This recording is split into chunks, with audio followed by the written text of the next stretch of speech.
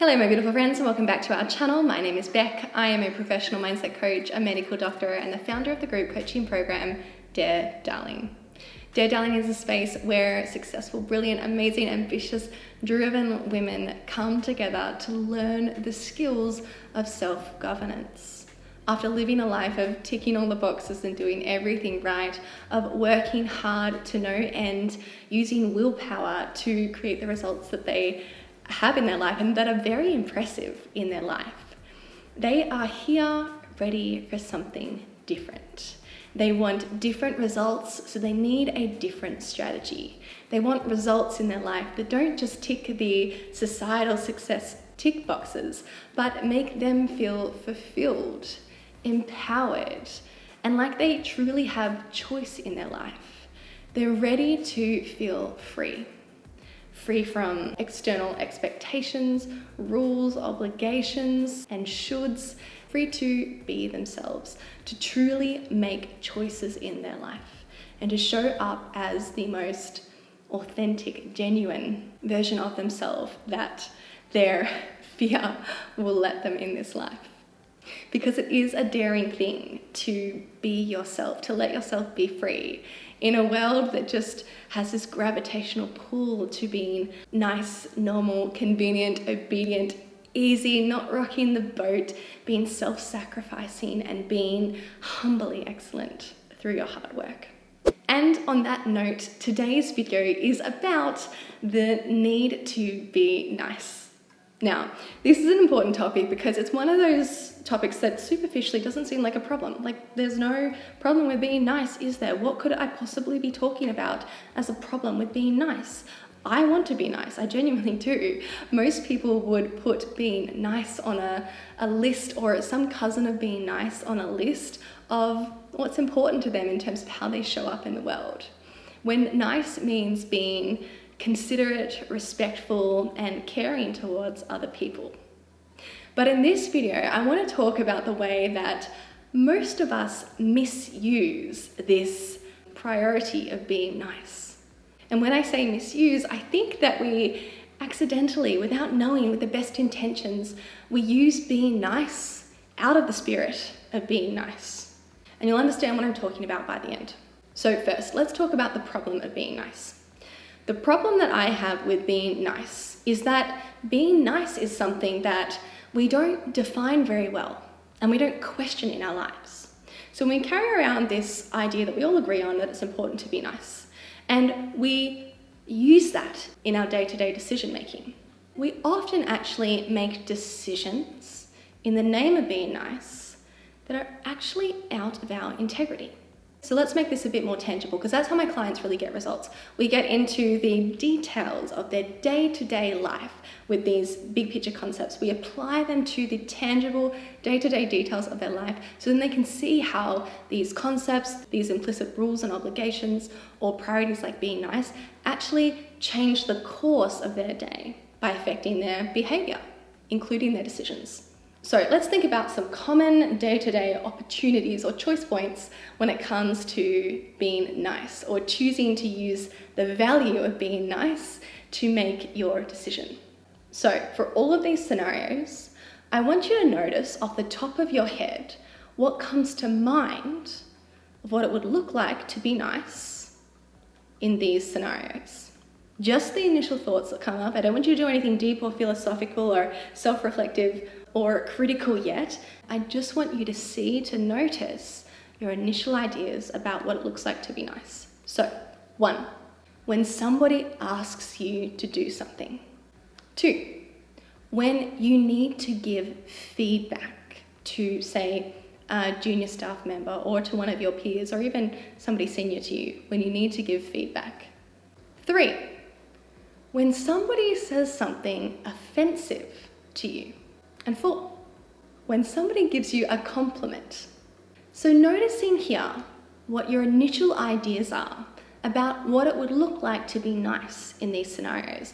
What comes to mind to you, or what are your typical behaviors in these situations that you take in the name of being nice? So let me walk you through what I commonly see play out in people's decisions and people's behaviors in the name of being nice.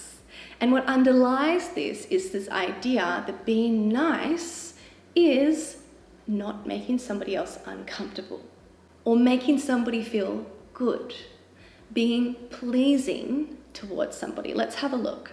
1, when somebody asks you to do something, being nice to a lot of people looks like saying yes, regardless of whether you want to do it or not, or whether you can even take it on or not.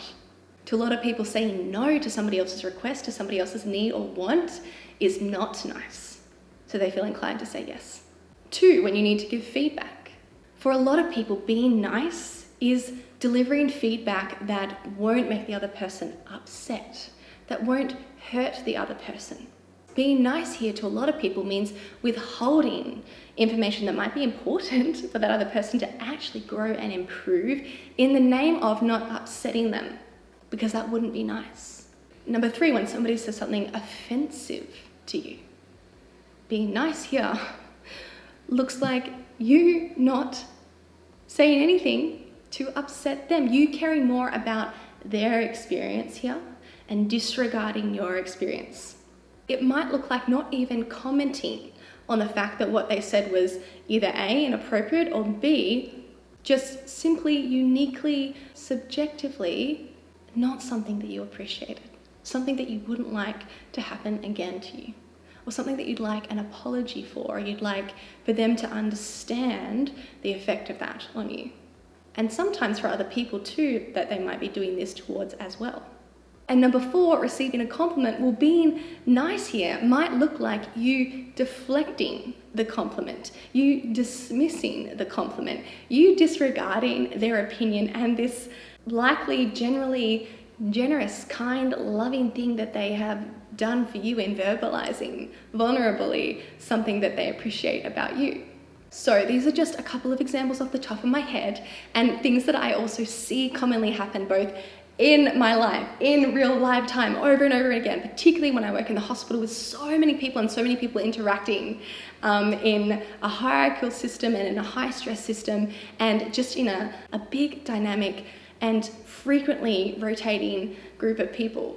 These behaviors that come from this desire to be nice, this priority of being nice, very commonly are actually what show up. Even if you might be sitting here in the moment hearing these reflected on and recognize how they're not necessarily sounding that nice to you right now. And this is the idea that I wanted to bring to your attention to see if there are any changes that you want to make in your life. Because being nice seems like a difficult priority to question. But what you need to do and what we do in coaching is we get in to see how these thoughts and emotions are actually affecting your behaviors, which accumulate to be your results in your life. And instead of just talking in theoretical concepts, when we get into the details and we see what we are creating, what we are choosing in our lives, then we're better positioned to make different decisions that create the results that we actually want. So my beautiful friends, I want you to question what it means for you to be nice. And a good exercise for us all to do, if we're going to continue to hold the value of being nice, is to list out what it actually looks like to be nice. And take even just these 4 scenarios that I gave you as something to try and make this exercise a bit more tangible and make it more easy for you to recognize opportunities in your own life to make a different choice today, tomorrow, this week. Make a different choice, recognize opportunities and make a different choice this week. This isn't a later thing. This is something that you can change right now. And I hope you do that for yourself. All right, my beautiful friends, I am so glad that you are here. I'm so honored to meet people like you who are willing to do this kind of work that creates a lot of discomfort, but it's worth it in the end, isn't it?